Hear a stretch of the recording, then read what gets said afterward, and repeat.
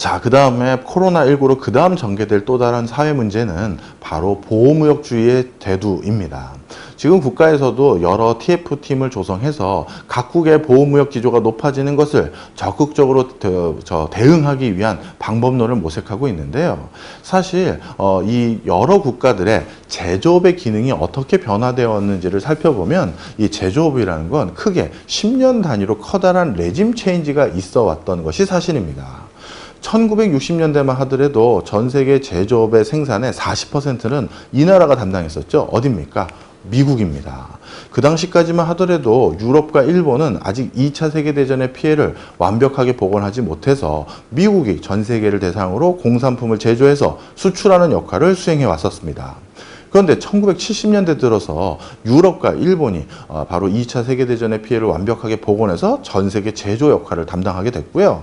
1980년대 들어서는 한국과 대만이 전 세계 제조의 강국으로 부상하기 시작했습니다.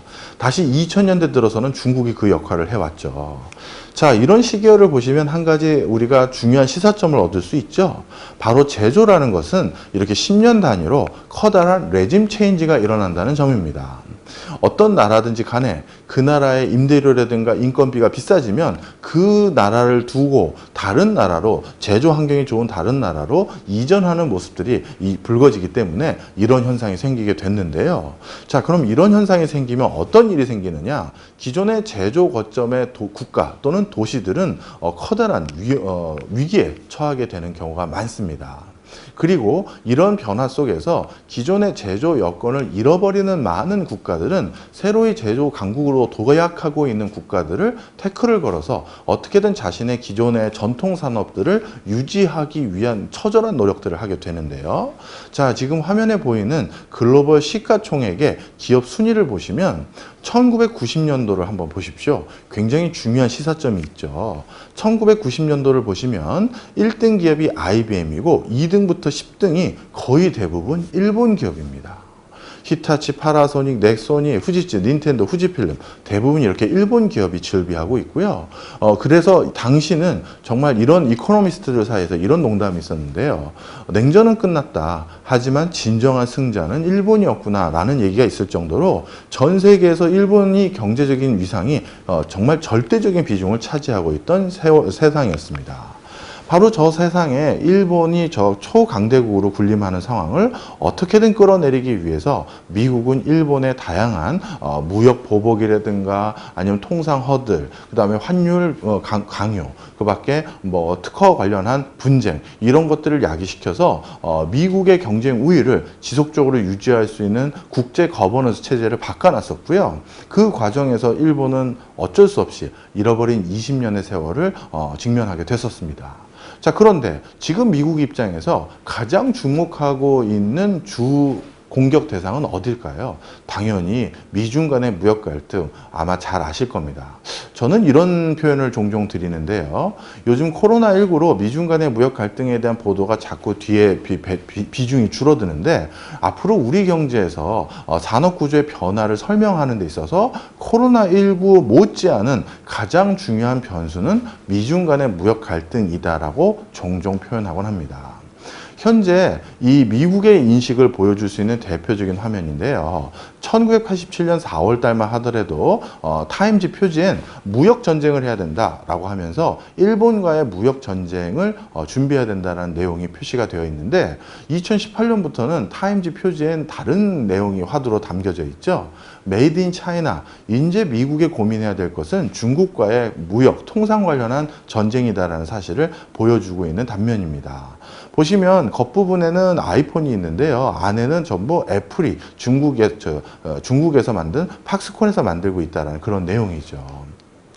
지금 화면에서 보시는 내용들은 현재 국제적인 여러 국제기구들의 어떤 이름들인데요. 최근 전개되고 있는 모습들은 어떻게 되느냐. 미국은 기존에 자신들이 전 세계 거버넌스 틀을 유지하기 위해서 설립 운영되어 왔던 저 많은 국제기구들에 대해서 의장 국가의 지위를 스스로 벗어버리거나 아니면 아예 탈퇴하고 있는 모습들을 확인할 수가 있습니다. 대표적으로 유네스코에서 얼마 전에 미국이 아예 탈퇴를 했고요. UNHRC는 UN 인권위원회입니다. 이 UN 인권위원회에서도 미국은 아예 탈퇴를 포기를 한 상태입니다.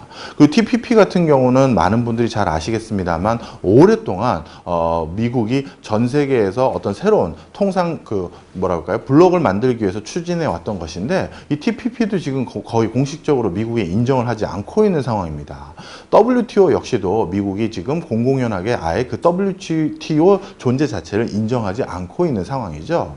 이에 반면에 중국은 어떻게 하고 있느냐, 다음 스테이지라고 우리가 흔히 부르는 4차 산업혁명이라고 불리우는 그 시대에 새로운 산업표준, 기술표준의 어떻게 보면 주도권을 자신이 잡기 위해서 다양한 국제기구에서 의장국가를 자임하고 있는데요. 세계신장농업기구의 의장국가 중국이고요. 국제전기통신연합의 의장국가 중국, 유엔공업개발기구의 의장국가 역시 중국입니다. 국제민간항공기구의 의장국가도 역시 중국이죠. 중국은 이처럼 새로운 산업표준, 기술표준의 어떤 가장 중요한 판단을 본인들이 적극적으로 하고 싶은 그런 제스처를 취하고 있는 상황입니다. 자, 그런데 미국은 더더욱 공식적으로 자신들이 기존의 국제기구를 안 인정하고 있다는 행보를 대놓고 보여주고 있는 상황인데요. 그 중에서 가장 확연하게 우리에게 중요한 요소를 보여주고 있는 게 WTO와 관련된 겁니다. WTO는 글로벌 무역에서 98%를 좌지우지하는 세계 유일의 글로벌 무역기구입니다. 이 WTO에서 연간 우리가 다양한 우리나라뿐만 아니라 전 세계 많은 국가들이 통상 분쟁이 생기면 WTO에 제소해서 시시비비를 가려달라고 요구하는 게 통상적인데요. 이 WTO에 통상 분쟁이 생겼을 때 이것이 어디가 옳고 어디가 그른지를 가려주는 상소위원, 가장 저지 역할을 하는 이 7명의 상소위원 중에서 한 명만 빼고 나머지는 지금 없어진 상태입니다. 그 이유는 미국이 상소위원이 임명을 시켜서 미국의 재가를 받으려고 하면 미국이 이를 인정하지 않고 있기 때문이죠. 그래서 지금 어떻게 보면 이런 차원에선 지금 글로벌 통상 분쟁이 생겼을 때 이걸 해결해 줄 수 있는 법적 체계가 없어진 상태다라고 말해도 과언이 아니다, 이렇게 말씀드릴 수 있습니다. 자, 이런 상태에서 지금 중국은 한쪽에서 새로운 판을 구축하려고 하고 미국 역시도 기존의 체계를 인정하지 않으면서 새로운 어떤 글로벌 거버넌스 체제를 움직이려는 상황에서 우리 정부 역시도 전 세계에서 대외 의존도, 수출 의존도가 두 번째로 높은 우리나라가 앞으로 어떤 형태로 이러한 통상적인 상황에 대응해야 되는지 촉각을 곤두세우고 있는 상황이고요. 아직까지는 구체적인 선행적인 행보를 보이기보다는 미중 간의 무역 갈등이 어떻게 전개되고 있는지 조금 모니터하고 있는 상황이 지금의 상황이다, 이렇게 보시면 좋을 것 같습니다. 앞서서 제가 코로나19에 대해서 지금 전개되고 있는 다양한 얘기들을 많이 부정적으로 말씀드릴 수밖에 없어서 저도 참 이 강의 중에 송구하네요. 하지만 정부가 지금 해야 될 것은 어떤 새로운 산업의 진흥이라든가 새로운 기술을 지원하기보다는 이런 위기 때는 기존에 있던 산업들이 고사되는 것을 막기 위한, 그리고 빈부격차의 심화로 나락으로 떨어지는 어떤 계층이나 산업군이나 기업들이 생기는 것을 저지하기 위한 것에 먼저 1순위를 두고 있는 것이고요. 두 번째는 그런 코로나19가 해결됨으로 인해서 그 다음 또 다른 기회가 다시 열렸을 때 그때 우리에게 주어진 통상 환경이라든가 기술 환경이 우리에게 불리한 여건이 되지 않도록 하기 위해서 미중 간의 무역 갈등 등에 대해서 굉장히 적극적으로 모니터를 하고 있다, 이렇게 말씀드릴 수 있을 것 같습니다. 자, 오늘 강의는 여기서 마치고요. 저는 다음 시간에 또 다른 좋은 기회에 또 찾아뵙도록 하겠습니다. 감사합니다.